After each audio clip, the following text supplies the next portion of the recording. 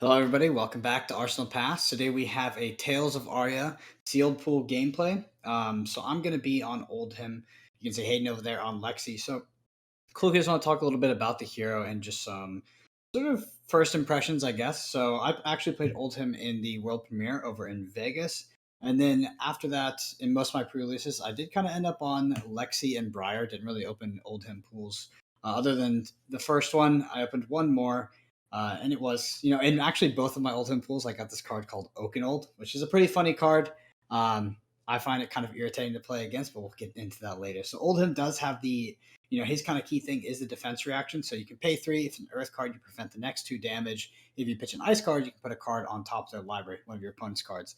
That specifically, the putting the card on top of the library, that's really, really good against Briar and can potentially be very good against Lexi as well if he does come in with a go again using the lightning off the flip. And I can just go ahead and throw that other attack right on the top of the library. So very, very good. I do have the Titan's Fist. This is, it's actually it kind of looks like a budget Anathos, but it's actually quite worse than that, I think, as well. Maybe it's the power level of the cards, but it does seem like you actually don't really swing your weapon nearly as much as you used to. Back and Welcome to Wraith. But still probably the best, well, one of the best weapons available. Briar might have something to say about that. Other than that, for the armor, I've got Crackerjack. So Crackerjack's is very, very strong. It's incredibly strong with this card called Thump. So you can Crackerjack's Thump and immediately get to dominate and make them discard on the hit. Then I've got Ragamuffin's Hat. Ragamuffin's Hat's probably the least exciting piece of armor, I think, so far in the set. That being said, a lot of times you are fusing with cards that you actually don't want to Arsenal because they're quite bad in Arsenal. You can think like Blue Autumn's Touch or something like that. Ragamuffin's Hat will let you kind of clear that and get a better card off the top of the library and put it on your Arsenal. So quickly, just to talk about Oakenold, excuse me. It's an Earth and Ice fusion. This does look like, at first glance, it does kind of look like a trap. It's like, oh, I'm never going to be able to cast this.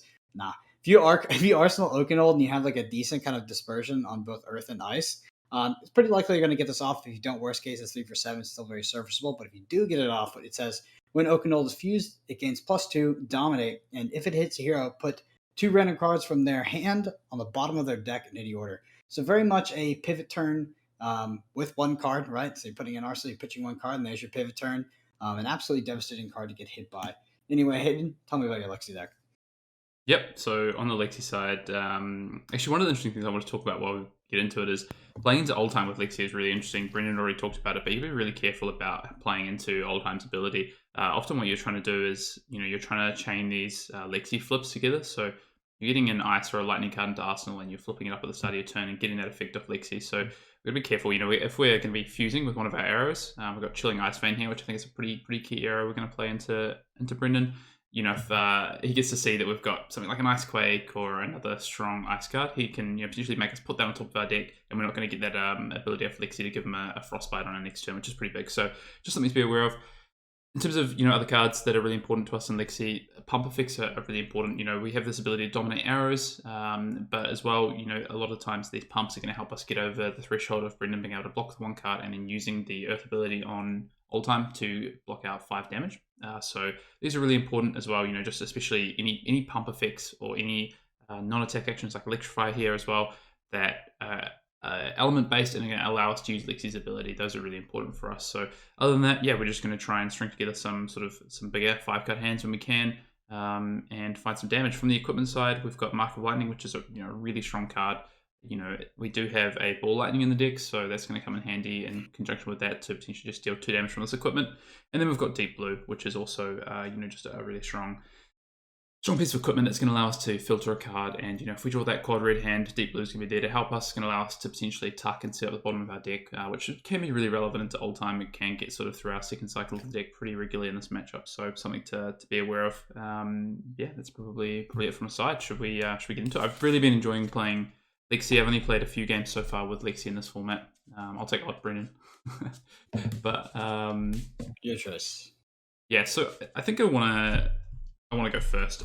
The main reason I want to go first here is just to make sure that we can either get a dominated arrow possibly out and push some damage on Brennan, but if not, all we really want to do is ideally just get a card into our arsenal that's an element card that we can flip up on our first turn after that with Lexi's ability and create a Frostbite or get that go again and start to go a bit bigger. So we'll see what we have here. Let's get into it, Brennan. One of the best things you can do is Oldhim going second. It's gonna be funny because I'm saying this, but I do know that Hayden's aware of it. Is if like Hayden did commit, kind of three cards to come at us, I could use Oldhim's ability to put that card on top of his deck and actually deny him the arsenal, which is very good. But I don't think that Hayden's gonna fall for that one. I'm not going to. Yeah. That's the other thing I was going to say is offer playing three cards into Brendan. If we dominate, say, a 5 damage arrow, he can block with a card for 3, pitch an earth and an ice card, prevent the next 2, put a card on top of our deck, and then basically Brendan gets to start his turn with 4 cards, and we have only 4 cards in our arsenal, which is kind of worst case scenario for us. So instead, what we'll probably end up doing, not allow Brendan to filter as well, is probably just stick a card into our arsenal here and send it back. Just trying to decide whether we have 2 options that we can put in here. I think it's going to be best for us to. I think we're going to set this in. So it's generally hard for, or plus turn, it's generally hard for players to play 4 cards, unfiltered on turn 1. So we'll see what Brendan can do. He might have the Earthlore Surge. Yeah, not quite the Earthlore. I'm gonna pop the Cracker Jacks, and then I'm good. just gonna play Thump for 6 dominate here. Ooh, yeah, that's pretty pitching good. Icy Encounters and Winner's Grasp. Yeah, pretty reasonable. Yeah, very reasonable. Again, like we talked about at the beginning of the game, why Cracker Jacks is so good in this shell, especially with Thump. It kind of feels like those 2 cards are made for each other. It's ridiculous. There is actually a part of text on Thump that I don't know why, but like myself and quite a few people, like we just didn't read it, and that's the secondary text. It's like if it hits, they discard a card. Pretty good text. I don't know why. Like a bunch of us like didn't read that. Most people I told about that was a surprise. So we're gonna go here, and I think, yeah, surely, yeah, we'll just actually we just won't even defend. I think because we need to keep the 3-card hand here, and if we don't, it's pretty bad. So I think we're just gonna take the 6. Yeah, and then I'll discard. So it's a yellow Thump, right? Yeah. Okay. So 14, the Cracker Jacks, and then we'll go ahead and discard this Chilling Ice Vein, yellow. Mm-hmm. Sure. We have an option to pop the Ragamuffin's Hat, but the card that we're putting in Arsenal is actually what we want. Wasn't a card that we fused with, so I'll pass. It's kind of like pretty bad start for us there. We're going to flip this Ball Lightning with Lexi's ability, give our next attack go again, which isn't going to matter because we're going to come in with this yellow Ball Lightning anyway. We're coming in for 2. And for 2. 2 cards in hand, right? 3 cards in hand. That's from Arsenal. 3 cards in hand. Yeah. Got it. This is pretty interesting. Think about this. Yeah, generally, don't really care about the damage on turn 1 from Brendan. We've got a card to Arsenal, which allows us to set up a pretty big 5-card hand, but that discard is it's actually pretty devastating here, especially when we've got the Ball Lightning turn to go pretty wide. We could have had 3 attacks if not for the Ball Lightning, if not for the discard, sorry. Yeah, I think that this is just coming for 2, right? Yeah, just for 2. Yeah. It's gonna block 2 here. I think we're going to use this opportunity just to get the damage in with Mark of Lightning here. There's opportunities in the game later on if we draw, if we had Ball Lightning plus, another arrow that gives +1 damage, but we're just going to, I think we're just going to do it now. While he's blocked, we're getting the 2 damage, it's just safe. I'm pretty happy with 2 in. 18. So down to 18 for me. Yep. And then important to keep Mark of Lightning. Yeah, you can just go ahead and play. Important to keep Mark of Lightning in mind. Card can come as a surprise, and this is going to be for 4. This is for 6. This is red. Winter's Grasp for 6. Okay. Yeah. Well, I do think I have to take this one. Take 7 with the Ball Lightning effect. So 6 and then next year. So good catch. 11, and then I'll pass your way. Sure. I was pretty afraid of you hitting me with a Frostbite, so I prioritized keeping my yellow card. But I'm just going to play Mulch out of Arsenal, pitch a Snow Under and an Autumn's Touch. I'm going to fuse an Earthlore Surge. Okay, it's a yellow or red? It's a red, so it's for 8. Okay. So it's been very hard for us to keep our... It's kind of like the worst case for Lexi. Lexi hates seeing damage that also has these on-hit effects. Frostbites aren't too bad, but these ones that actually mess with the amount of cards that you get to play with next turn is really scary for Lexi in this format. You really want 4 or 5 card hands, so 8 damage, which is effectively taking a card as well. So, you could say on a cycle is a roughly 11 damage. That's pretty massive. So, yeah, it can be very difficult for us to be able to keep. We could Might actually be in a position where we just block out here. Because Yeah. yeah, we could like a 4-card hand doesn't actually really do much for us here because we won't have the go again from Lexi. We won't be able to play 2 arrows. So, Earthlore Surge is probably my favorite card to fuse with. So I think a lot of people would probably be in the same kind of ideology as me there. what color is it? It's a red one. Yeah, okay. It's pretty scary.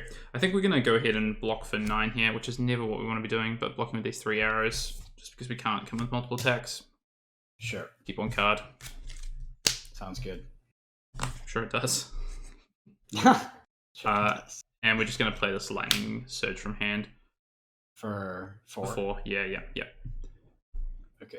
So we actually have a Lightning Surge in our arsenal as well, another red one. But the reason that we played the one from hand is so doesn't give Brendan options. If he has a hand that he wants to actually actively use the ice card for to put us a card from hand on top, then we don't want to allow him to do that. So I'll block for 2 and take 2. Yep, so down to 9.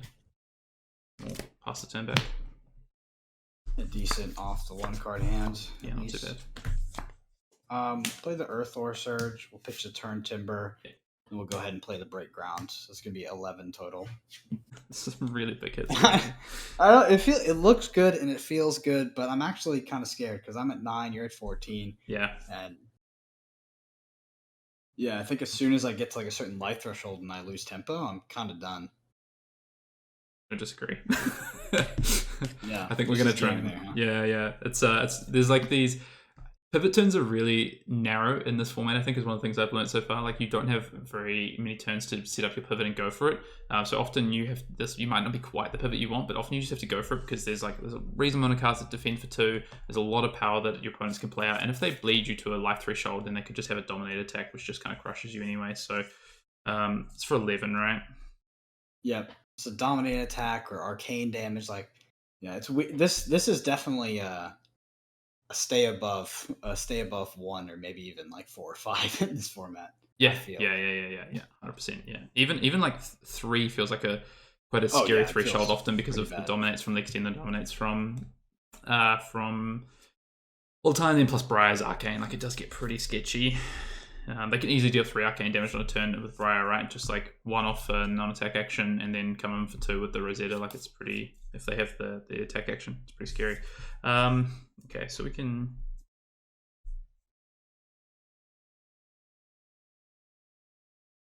Yeah, it's a lot of damage we're presenting, but it's actually it's not amazing. I'm gonna take it. Yeah. Wow. Yeah, I have to cut as soon as we talk about life thresholds, he goes down to 3. So the reason I'm going down to 3 is because I'm gonna present lethal and some this turn to try and make sure that Brendan can't 3-card hand me on the way back because he doesn't have an arsenal here as well, which is really key. If he had the arsenal, that would be super scary, but no arsenal makes it a bit of an easier decision. We're gonna play this Entwine Lightning fusing with this red Shock Striker from hand. So coming in for 4 with go again. Oh, it's gonna be a brutal. All it's missing is a Ball Lightning. All right. I'm just gonna defense react, and then I'm gonna put a card on top of your deck. Yep. And I'm gonna take. How much is this? 4 or 3? Yeah, so just deciding which card we end up putting on top. It's probably gonna be. Amulet of Ice is pretty much always going to be Oldhim's ability because it does not block. Just deciding. So you've declared no blocks, and then you're putting this on top, right? Yeah. Correct. Okay. So you have 3 cards. What color is your lightning? Entwine Lightning. It's red. It's coming for 4. So I'm just deciding which card. So I have 2 attack actions. I have the Shock Striker, obviously, but then I have also a Frost Fang. So just trying to decide how we'll. Just trying to get a little thresholds here. So yeah, it's interesting. I really feel like Hayden accounted for a card going on top of his deck, so I don't feel good about this at all.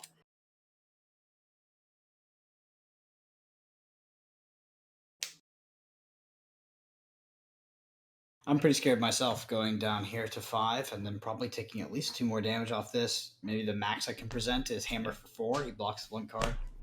It's pretty rough for us. Yeah, on top. We'll then come in with this Lightning Surge with go again. Yeah, so I'm at 5. Yep, sorry, you're at 5. Okay, here. Jeez. This one, I'll 2 cards in hand. I'll block Guts. for 2. Yep, so taking 2 to 3. Yep, 2 to 3. Yep, and then we come in with this Shock Striker, which demands a 2-card block.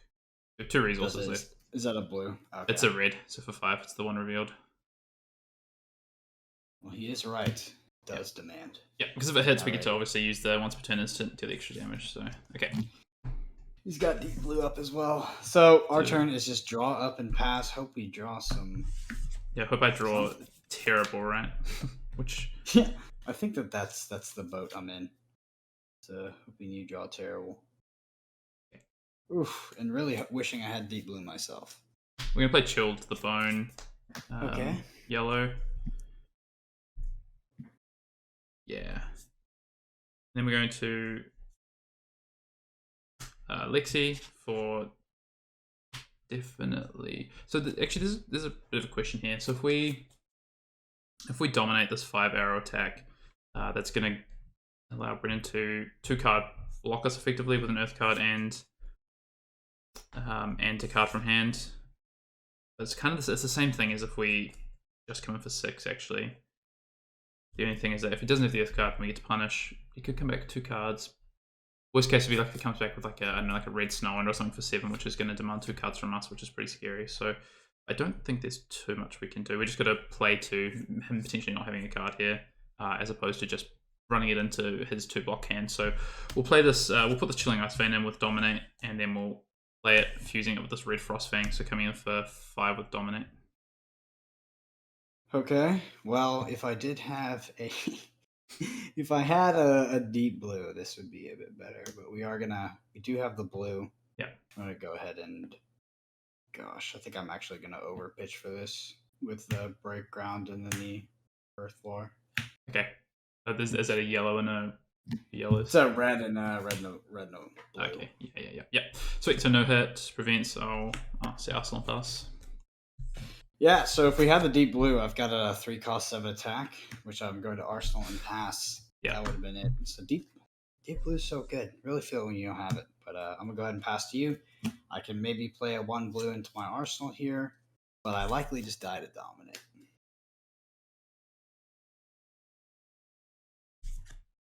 Oh. It's like, the question is like, because I overpitched for that, right? So like, do I keep the red Earth card to guarantee an Earth card next turn, or do I just filter for 3 blocks and get the Earth as well? Interesting The thing. red really doesn't help me.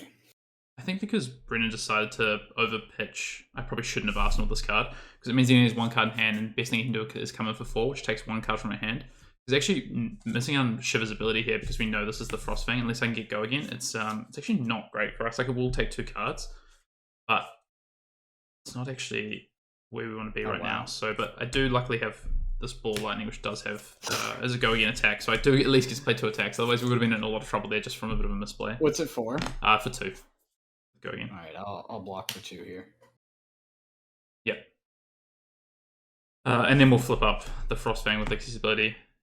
Actually, we should have done this first. Actually, let's do this. Sorry, if you mind, Brendan, can we just take this back and just roll this back? Yeah. No, it's fine. It's fine. Let's just play it. I've made the misplay now. Let's learn from our misplays on camera.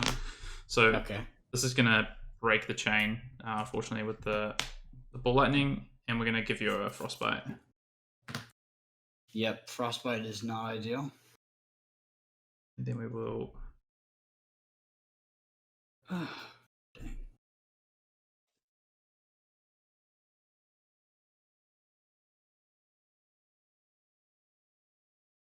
Oh, okay, how many?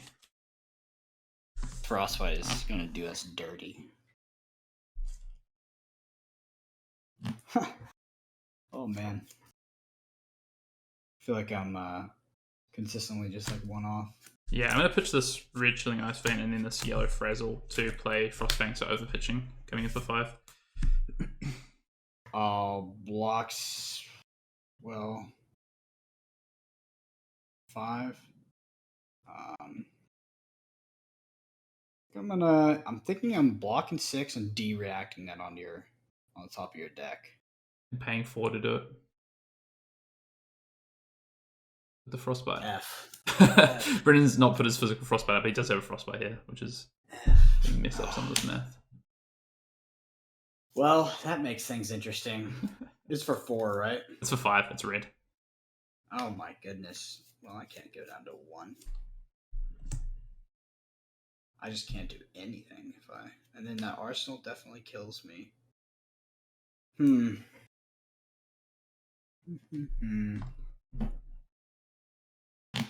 It's like we could go down to 1, and we definitely have to draw the earth card. We block, we earth, we need the blue off the earth, and we can block for 5, which is better. I feel like he's arsenaling a go again card, so I really don't want him to have it. I feel like I almost guarantee. Yeah, it feels like because I'll go down to 1. I mean, this is on hit, forcing you to discard a card as well. Yeah, I'm gonna get rid of my whole hand because I got to pay 4. Gotcha. Okay. Yeah, we'll block with Oakenol, then we'll de-react to. Put this on top. Oh, that's not a nice card. Oh, that's not a nice card. That is a Guardian Elemental card. Okay, I'm blocking for 6. Yeah. Okay. I'll put this in Arsenal and pass. Fortunately, I sail into the good night here. I'm gonna Ragamuffins hat on my. I can't. I have to pay for that. Jeez. Yeah, you have a frostbite token still. All right, Arsenal. Or just pass. Yeah. Just Okay. Pass. Oh man, come on, give me. Give him something. Give it to me.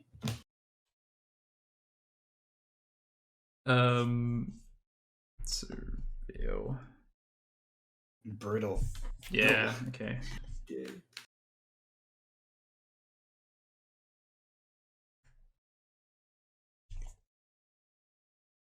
It's like we were off by the 1. Oh, that. Yeah. Okay. We're gonna play this dazzling crescendo from Arsenal, revealing Electrify. So it gets go again. So it's for 4 with go again. Sure, I'll block for 3 here. Yeah. So still 3 plays 3. Yep. Take Go to 1. 2. Yep. And then. Okay.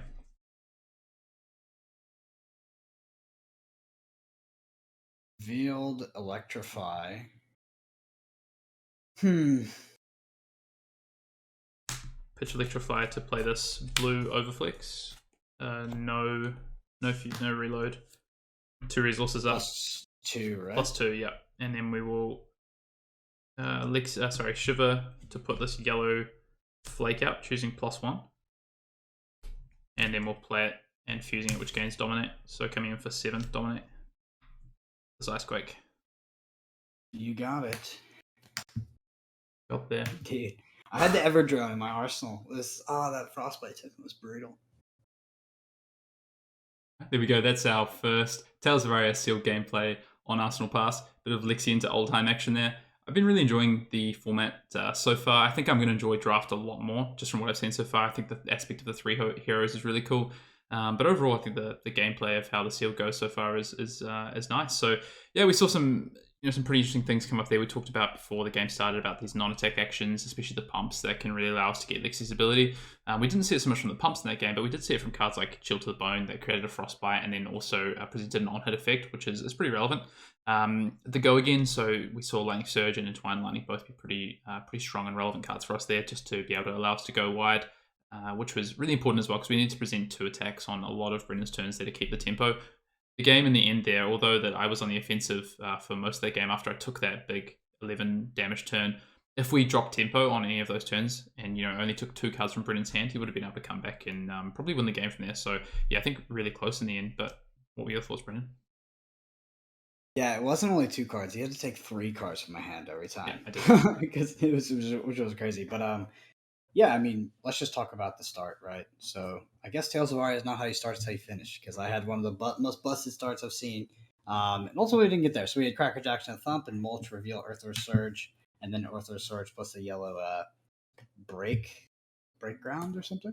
Yeah, Yep, break ground. background. So yeah, this was a very unfair kind of first sequences of the game, but Hayden weathered his sword, ultimately got us. But like I said in the end there, he actually had to take 3 cards out of our hand every turn, or make us pitch, make it cost too much to where we couldn't just play Evergreen for 7. If we played the Evergreen for 7, it would demand 2 cards, take them down to 2.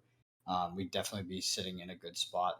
If we could have put a, yeah, the frostbite really got us because if we could, well, we'd actually, I made a mistake, right? I thought that one of my guardian cards was an ice card when it wasn't, but say it was, we still couldn't do anything because it was the frostbite token got us. But if we had that and we had been able to kind of put that arsenal card on top of the deck, it definitely would have been much better. But obviously that is not what happened. So interesting game, and really cool to see Lexi do what Lexi's supposed to do. I think that the hero is a bit underrated right now, and you can definitely get into a lot of these matches where you're sort of behind on tempo, you stay behind on tempo, and then they obviously they have the dominate to get through to you. So very very good.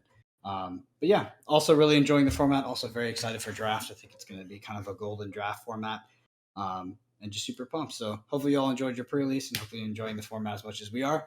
And until next time, we'll see you in the next video. See you later.